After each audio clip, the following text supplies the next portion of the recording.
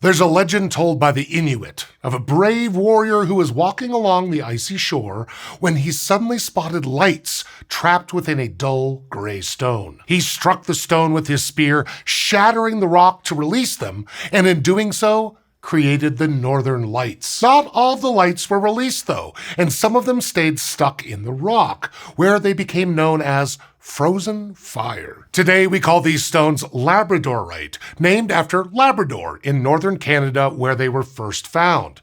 But it can also be found in places like Finland and Madagascar. Chances are if you smash it like the Inuit warrior did, the color will indeed disappear, since there's actually no blue or green pigment in these rocks. Instead, the frozen fire is a product of a unique formation process that spanned millions of years and required a supercontinent to make it happen. Our story begins in the middle of the ancient supercontinent of Gondwana, in what one day would be called Madagascar. Today, Madagascar is an island surrounded by tropical ocean on all sides. But more than 600 million years ago, it was a sliver of land sandwiched between fragments of Africa and India, with no ocean to be seen. Long before the more famous Pangaea, the supercontinent of Gondwana contained the smushed together land masses of modern-day Africa, India, Australia, Antarctica, and South America. It was by far the largest piece of land on Earth at the time, covering up to a fifth of the Earth's surface. And in addition to being big in area, Gondwana was thick.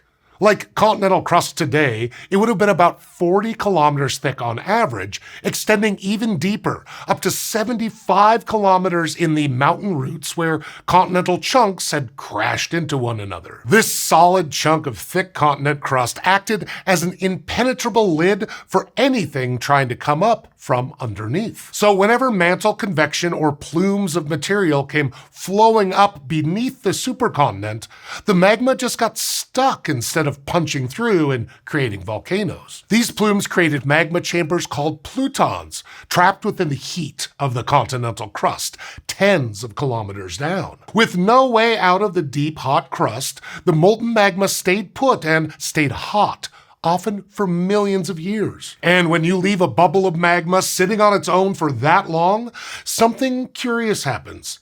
It sorts itself out. As the magma cools down super slowly, the minerals that make up the rock begin to crystallize out. But each mineral has a slightly different melting point, so they will solidify in a very particular order as the temperature drops. First to form are the dark-colored iron-rich minerals like olivine and pyroxene. But these are also quite dense minerals too. They're denser than the rest of the magma, and so once they form, they sink to the bottom of the magma chamber. In contrast, the lighter colored minerals like quartz and feldspar are less dense, and so they essentially float to the top of the mix. This process is known as fractional crystallization, and it makes for some surprisingly well-sorted and sometimes even pure mineral mixes, simply from being left for a long time. This was happening underneath Madagascar 600 million years ago, as the first crucial step to making Labradorite and its frozen fire. In the middle of Gondwana, a bunch of plutons created a rock called anorthosite, made almost entirely from feldspar. There are a lot of different kinds of feldspars, and the concentration of metals in them determine which kind they are. Feldspars that are rich in sodium are called albites. Those rich in calcium are called anorthites, and ones rich in potassium are called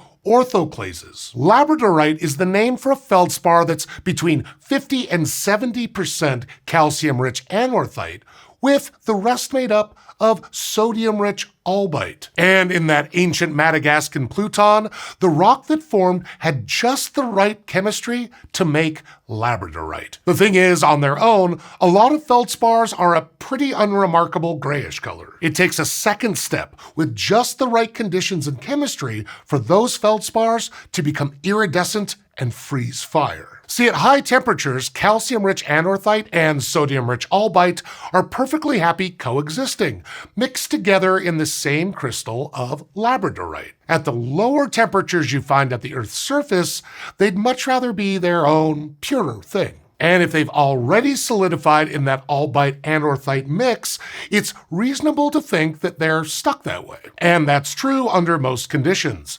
When feldspars crystallize and cool quickly, the mixture is fixed in place. But in supercontinent plutons, there's a rare opportunity to do a little bit more sorting and separation, even after solidification. That's because, as I mentioned before, things stay hot for a really long time. Even after temperatures have dropped low enough for crystals of feldspar to form, it's still hot enough for the atoms inside to have a bit of wiggle room. So the calcium and sodium metal ions can migrate through the solid, separating into their own pure albite and anorthite layers inside the feldspar crystal. Now, even though atoms are very small, migrating through solids isn't exactly the easiest thing to do, so they don't actually move that far. The result is a sequence of super thin alternating albite and anorthite layers that are just a few hundred nanometers thick. These are called Exsolution lamellae. And in Labradorite, you only get them in a very specific range of compositions when the feldspar has between 50 and 70% anorthite, and when the temperature has stayed hot enough for long enough for the layers to form. And it's these lamellae that are responsible for Labradorite's colorful flashes, a phenomenon known as Labradorescence. It works in a similar way to how you get colors reflected from the back of a DVD, or from a blue morpho butterfly wing. The blues and greens you see are the type of structural color, not a pigment like blue paint. This happens because the tiny anorthite and albite layers have slightly different refractive indices, which means that they bend the light that passes through them by slightly different amounts. Light that enters the translucent Labradorite crystal becomes refracted by the lamellae and reflected from the boundaries between the lamellae, bouncing back to our eyes. This refracted and reflected light interferes with itself, reinforcing some colors and canceling out others, creating the play of color that seems to come from just underneath the surface. To make the characteristic electric blue flash from Labradorite, the albite anorthite layers need to have a specific thickness of between 128 and 252 nanometers. Since the layers might not be consistent across the crystal or stone, the frozen fire you end up seeing is unique to every piece. So the beautiful colors of Labradorite owe their existence to processes on some of the largest and smallest scales on Earth. It took millions of years and over 1,000 degrees in the heart of a giant supercontinent to assemble just the right chemistry for just the right atoms to move just nanometers apart, to create the most surprising flash of blue in an otherwise abundant mineral. All of that might sound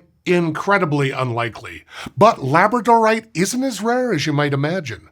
These big, slow, and precise processes are common enough in the Earth to have created plenty of the iridescent mineral. So much so that it is mined in Madagascar and elsewhere into huge decorative slabs and sculptures. And this month, Roxbox subscribers will be receiving their own piece of Madagascar's geological history, since we're sending you a polished piece of Labradorite. Every month, Roxbox subscribers get a premium mineral or fossil sent right to their door. But the fun's not just for subscribers. We also sell some of our greatest hits for individual purchase, along with some cool merch. If you want to learn more or browse some of our other offerings, head over to Complexly.store/rocks to check it out. And thanks for watching.